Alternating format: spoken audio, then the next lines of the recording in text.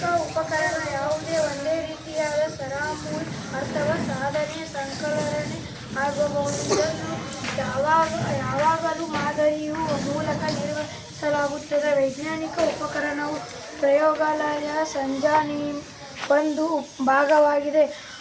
ಅದನ್ನು ಸೂಕ್ಷ್ಮವಾಗಿ ಮತ್ತು ವಿಶೇಷವಾಗಿ ಪರಿಗಣಿಸಲಾಗುತ್ತದೆ. ವಿಜ್ಞಾನವನ್ನು ಮುಂದುವರೆದಂತೆ ಅನೇಕ ವಿಜ್ಞಾನಿಗಳ ಉಪಕರಣಗಳು ಬೆಳಕಿಗೆ ಬಂದಿವೆ. ಹಿಂದಿನ ನಿರ್ಮಿಸುವ ಉಪಕರಣಗಳನ್ನು ಇದು ಆತ್ಮೀಕತೆ ಹೊಂದಿರುವ ಆಧುನಿಕ ಉಪಕರಣವಾಗಿದೆ.